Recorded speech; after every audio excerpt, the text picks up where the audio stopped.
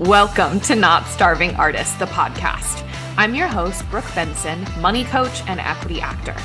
I am your financial cheerleader, here to help you build your financial confidence and have power over your money. The best part, no budgeting or bi-weekly paychecks required. I went from being a broke BFA grad having weekly panic attacks about money to a financially confident, wealth-building actor and business owner. Money gets to feel fun, simple, and sexy, and I am going to show you how. Hello, everyone. Welcome back to the podcast. We are talking today about how to feel safe paying yourself once a month. Now, there's two different ways we can look at this. The first way is specifically about business owners, or those of you who have clientele or services, right? It's its own entity and money is going into a separate bank account that you are then paying yourself from that income, right? Paying yourself once a month in that way. But then there's this other way that I want you to look at it as well, which is paying yourself, your person, right? Your humanness, your personal finances, paying yourself for the month ahead. Right? One time a month for the month ahead, which means if you have bi-weekly paychecks, all that money isn't just pooling in one checking account and you're spending from the same account your money's coming in and you're just trying to keep yourself at that baseline number that makes you feel safe. Everyone has a different number. What's happening instead is that the money that's coming in that you're making, if you have bi-weekly paychecks, or if you're a freelancer with a bunch of different income sources, or even if you do have a business, paying yourself once a month, but then you also have other income sources, right? That going into a separate bank account, and then taking that money one time a month, paying yourself with it, not just for your bills and for your spending money for the next month, but then taking it and paying yourself into your savings, paying yourself into your investments. So this episode is about why there may be resistance and a feeling of not being safe, moving money just one time a month, or definitely one time a month. What I mean by that is I hear from a lot of different people where they don't feel safe doing this, but it comes from kind of three different thought spaces. So I want you to listen to these three different thoughts and decide which one you fall into. So the first one is, I can only pay myself once a month. Like I'm used to being able to pull money or spend money from my checking account or pull money from my business account whenever I need to, or like whenever my money gets low, I'm just pulling it. What do you mean I can only pull once a month? I can only pay myself once a month. The second one is, I have to pay myself every single month because these people might be used to letting money accumulate into large amounts and being able to just pull a huge chunk that feels really good and juicy one time in a quarter, right? Or like, oh, I can live on my current paycheck and I'm just going to let all of my business money accumulate because I don't feel safe taking money every single month because I want it to just accumulate and see the big numbers and I don't feel safe in that way. And then the third one is not understanding or not feeling confident in the logistics of it, of how much do I pay myself? How do I even know what numbers make sense for me, whether it's how much I pay myself from my business or how much I put towards my month ahead, right? Paying myself into savings. How do I even know those numbers?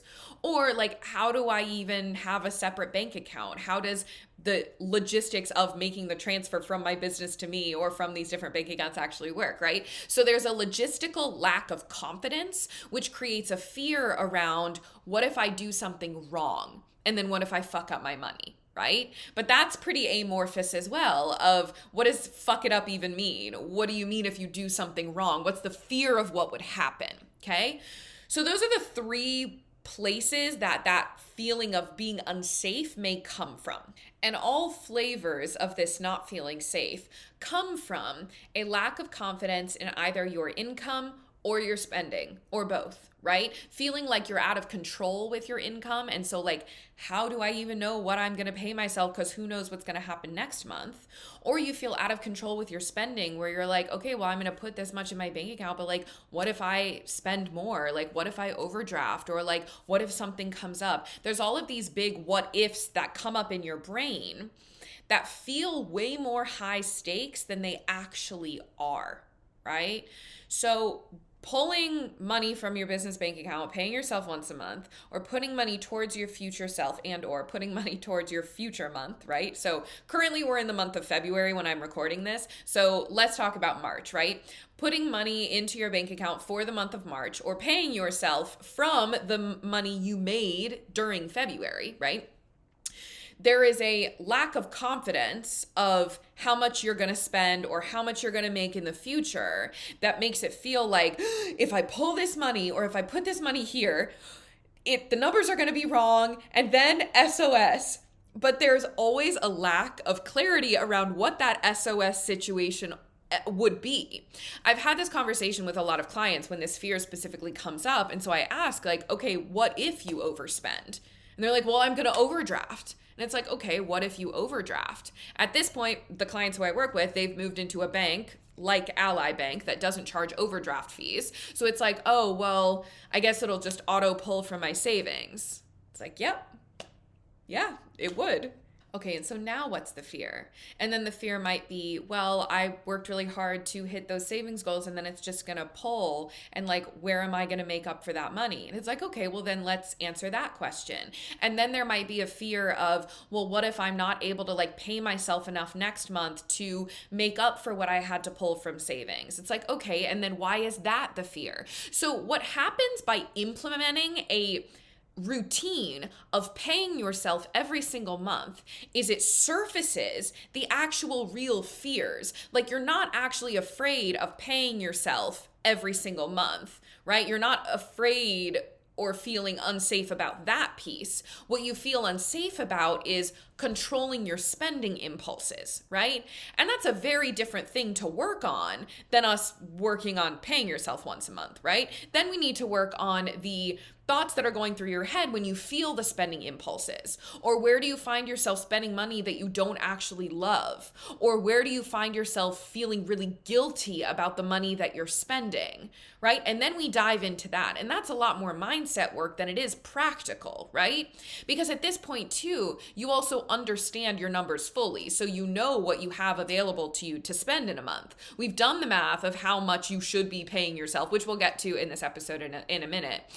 But we've done that math. So it really just comes down to, what are the things going on in your brain? What are the emotions that are overriding the decisions that you desire to make? And we work there. Or maybe it's surfacing that like you aren't feeling confident in your income.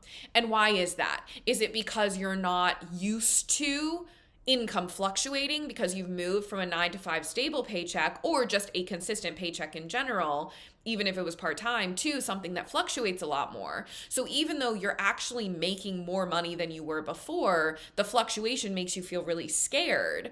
That's not actually about paying yourself once a month, because again, at this point, we've gotten clear on what you're able to pay yourself once a month. I'm going to talk about the 50% rule, where you have a system to know how much you can safely pay yourself from your business every month. You have that number, but there's an emotional dysregulation about seeing fluctuation. And again, that's a different solution. That's different work than I need to pay myself once a month. So the other common theme that I see with people who feel unsafe paying themselves moving money one time a month is because there's this desire to see money accumulate and never get dispersed or never go down, right? And that's a very valid desire, right? We love when things increase. We love when things go up. That's always a really fun time. But what happens is there's this fixation on it. There is this equating numbers only going up and seeing numbers in big chunks, that equals safety, or that equals success, or that equals I'm doing the right things with my money. And so I see business owners leaving money pooling in their business bank account. Or, I had a client in the past who would leave any money that came into her PayPal account, would just leave it in her PayPal account because it felt like bonus money at the end of the year. And that was really fun to like see that big chunk of money.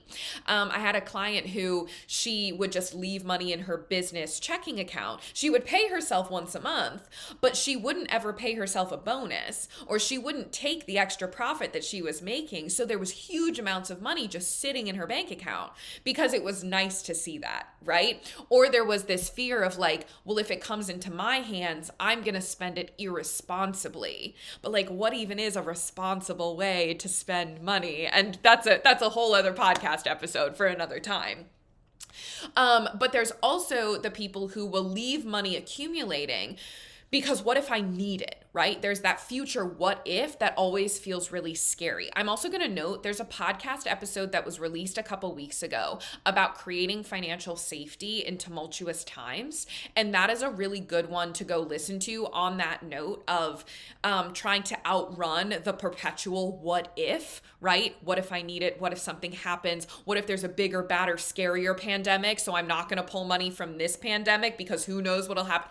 That's a really good episode for you to listen to, okay?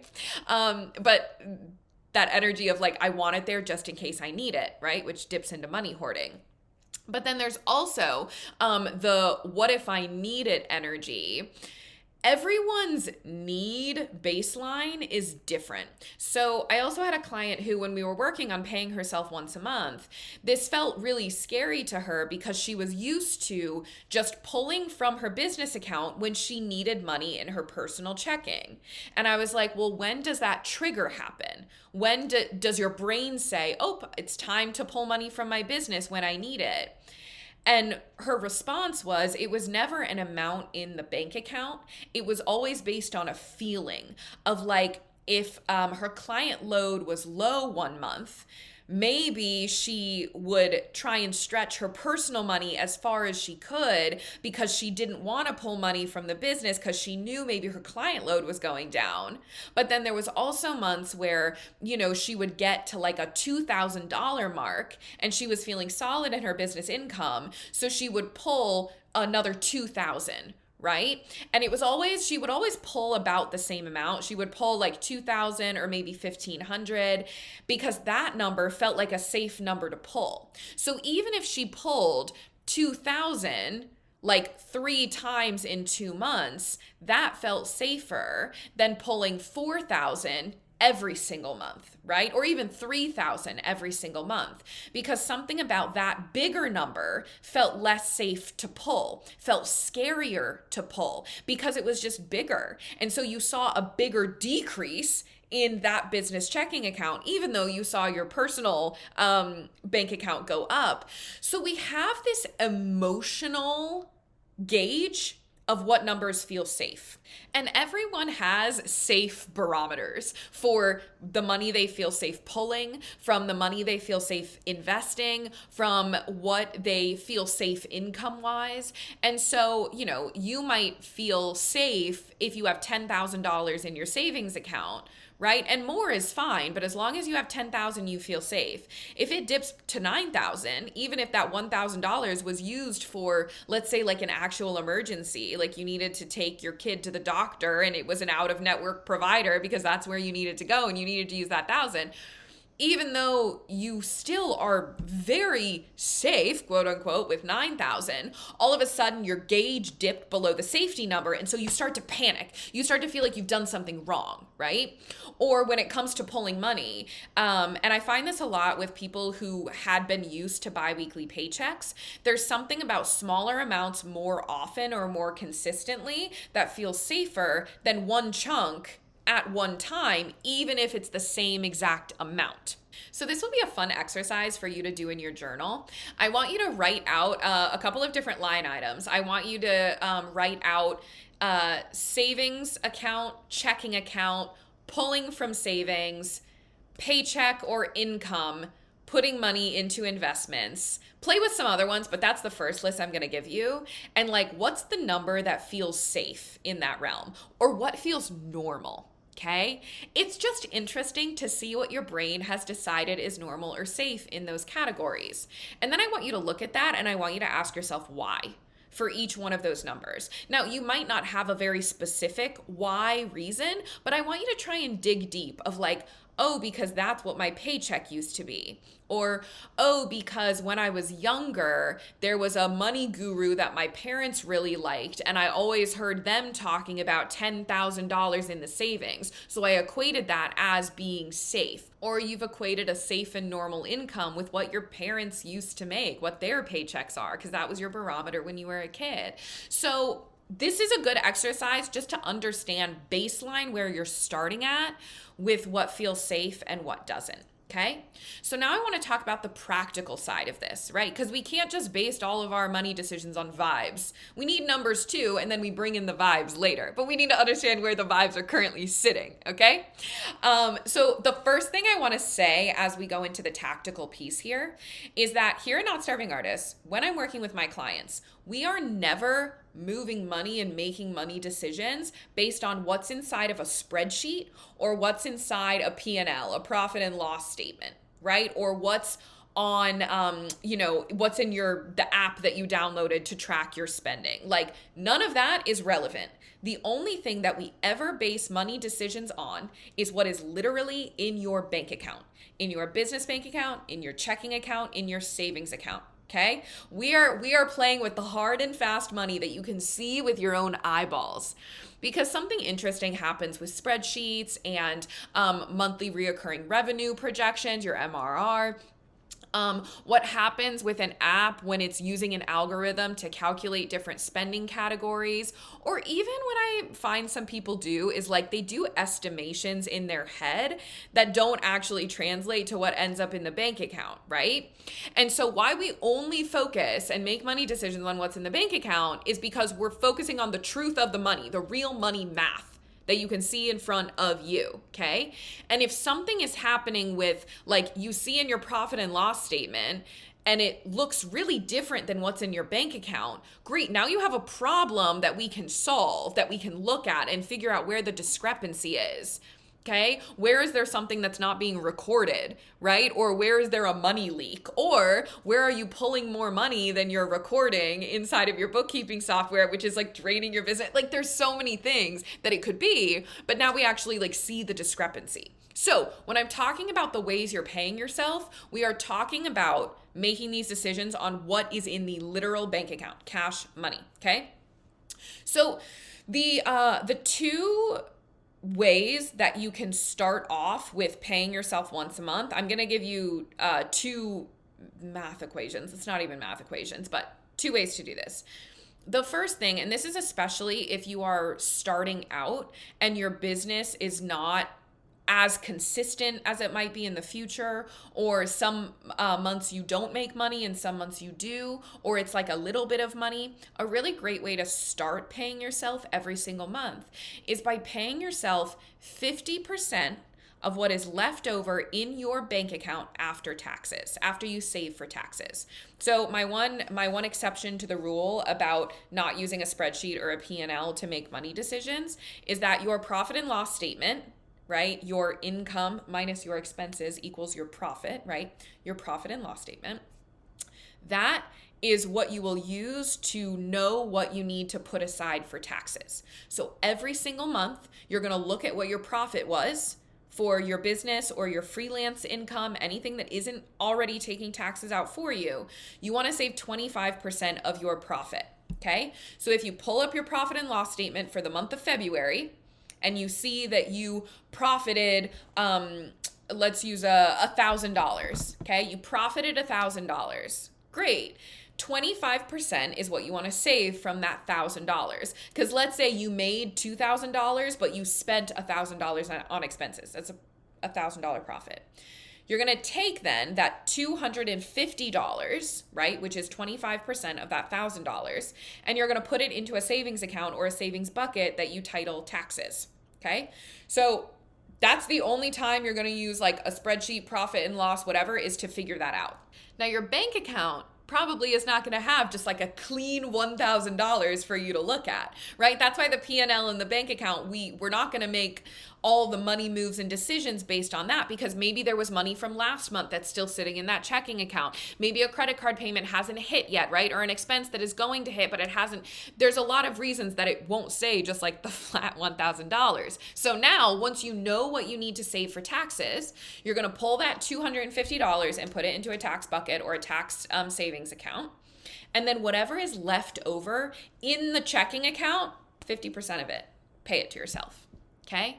So let's say you have then like $2,135 left in the bank account. Why? I'm just going to say $2,000. I was going to try and I can't do that math in my head. You have $2,000 left in the bank account, 50% of that, pay yourself $1,000, right? Or you have $72 left in the bank account after you save for taxes. That would be a totally different equation, right? But you have $72 left in the bank account.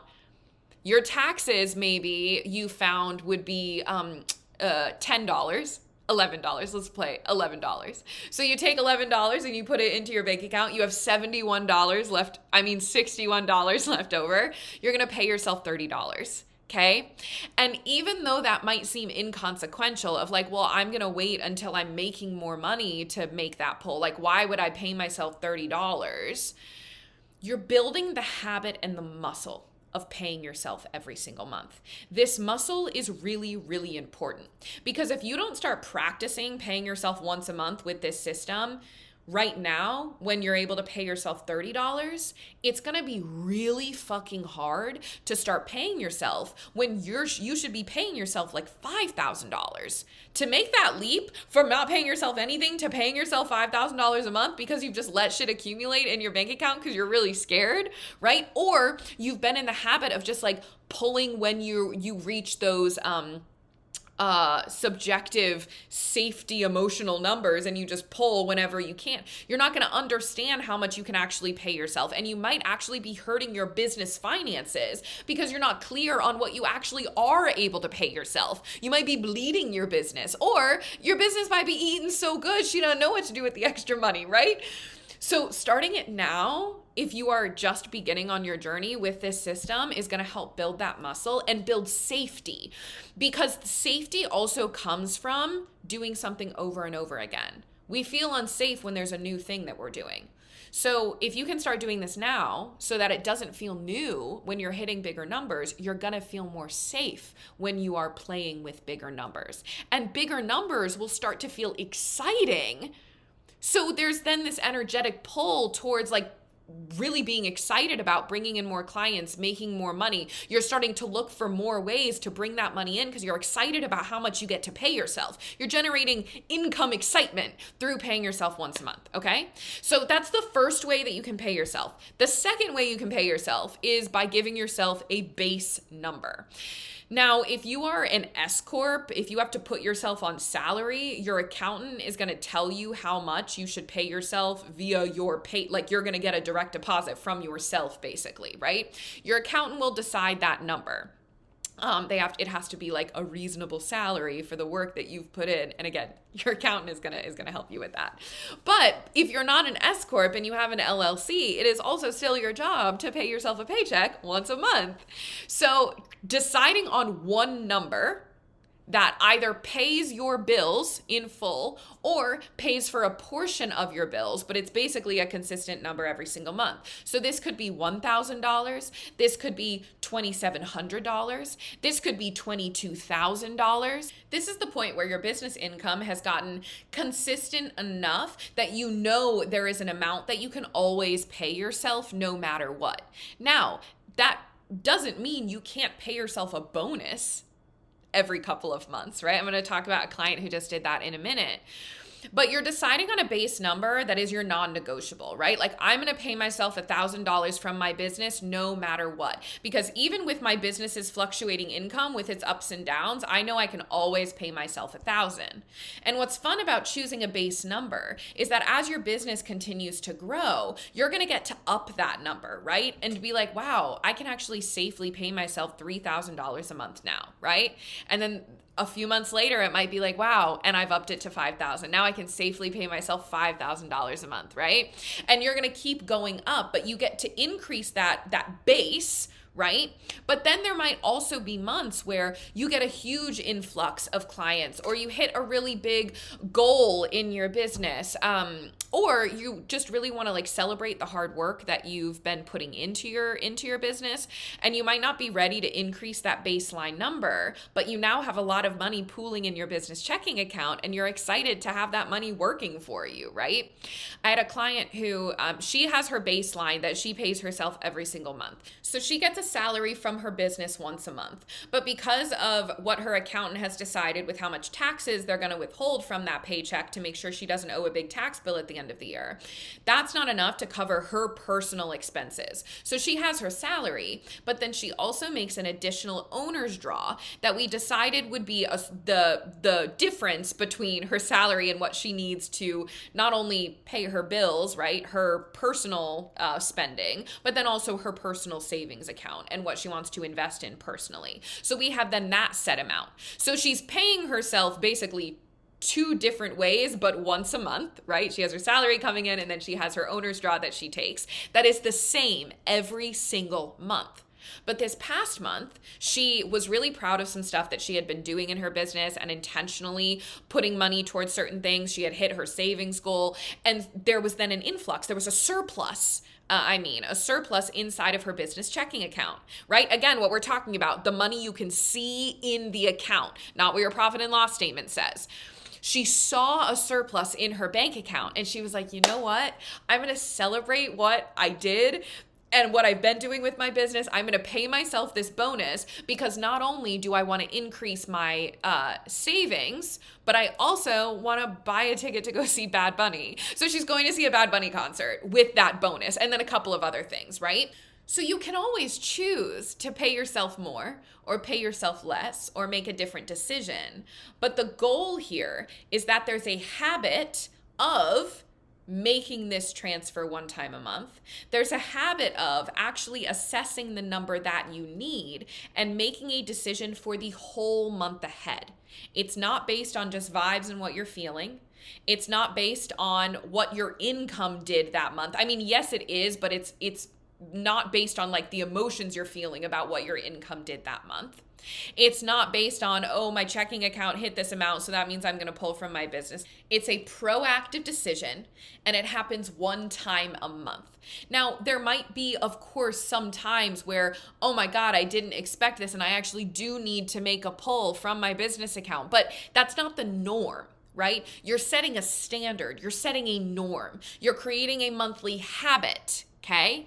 Also, this monthly habit is going to show you the trends of your business. It's going to show you, like, are you in surplus most of the time? Are you in a deficit most of the time? When you create a habit of paying yourself once a month, you're also creating a habit of assessing your money once a month. And this is the financial CEO party method that I teach you, the manage your money one time a month in less than an hour every single month.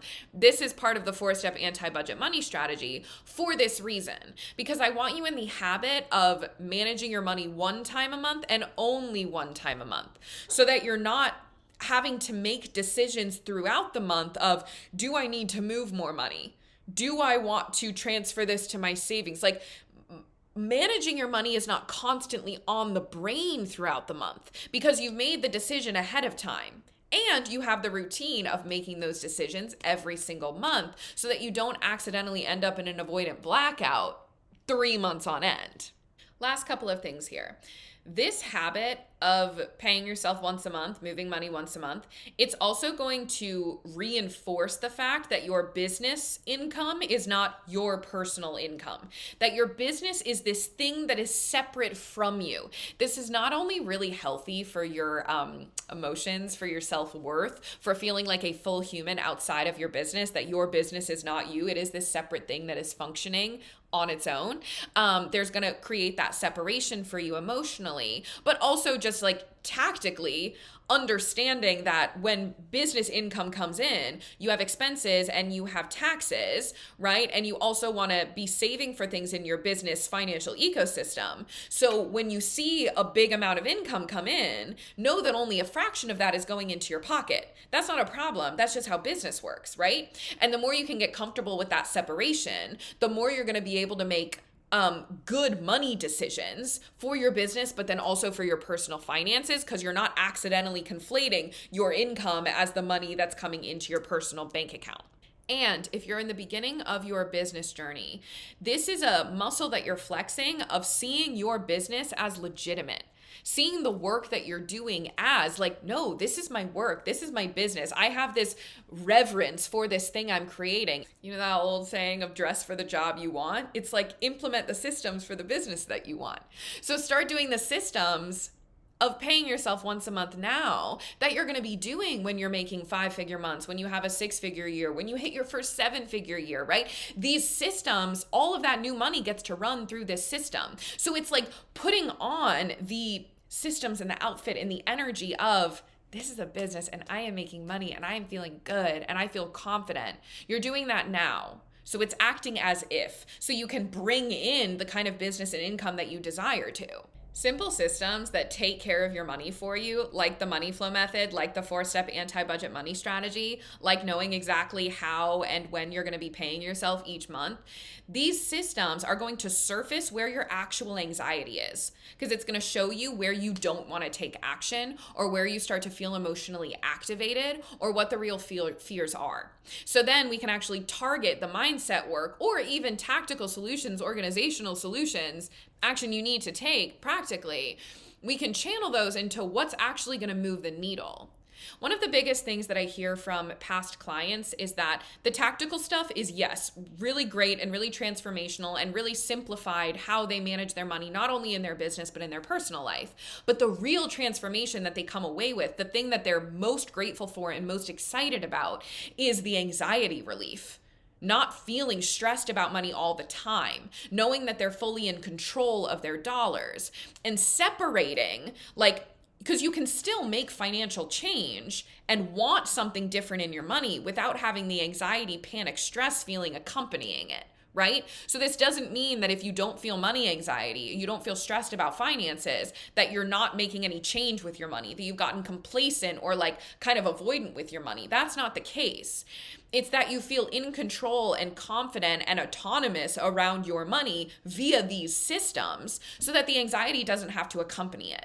And if the anxiety pops up, if the stress pops up, if emotions pop up that you weren't expecting, it's really easy to pinpoint where they're coming from, because your money isn't just this amorphous blob of who knows, and I kind of feel unsafe but not sure, and I'm kind of just like crossing my fingers that everything works out, right? You're very systemized in a very simple way. Again, this doesn't take a lot of time. My ass is never going to be managing my money more than 1 hour a month. I got art to make, I got friends to see, and I got other shit to do, right? I want to go touch grass and I want to watch my Netflix. Like, I'm not going to spend hours in a spreadsheet. I love money, but that doesn't mean I want to spend all of my time thinking about money and managing my money. That's what I want for you, right? I want you to feel really confident that your systems are taking care of you, that everything can happen one time a month in less than 1 hour. So then you can spend the rest of your life, or the rest of your month, the rest of your life, yes, but the rest of your month, just staying intentional with your thoughts. And because everyone's numbers and lifestyle are different,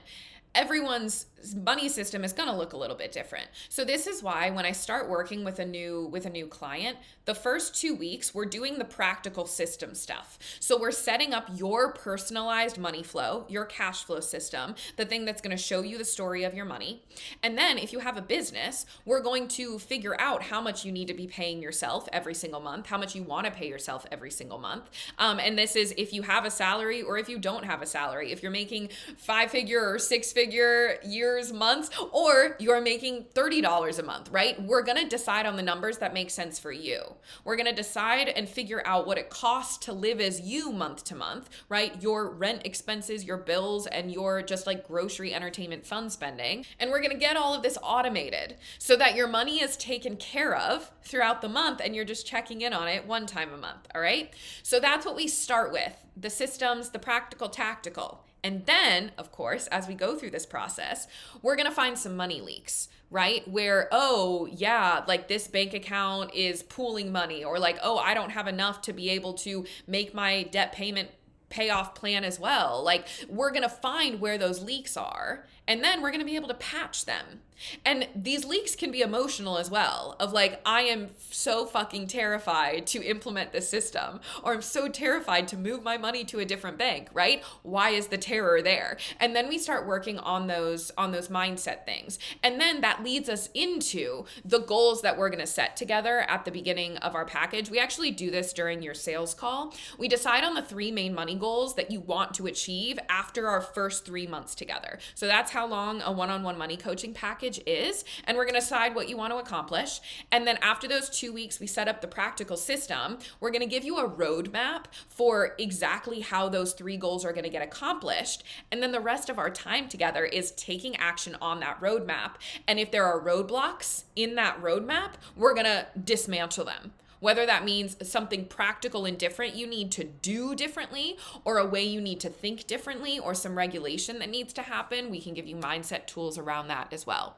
So if this is something you're interested in, if this is something that feels supportive for you right now where you're at in your money journey, book a sales call with me. The link to learn more about one-on-one coaching and the link to book a sales call, get it on the calendar, that's going to be in the show notes. You can also find it at notstarvingartist.com. It's under the one-on-one money mentorship tab.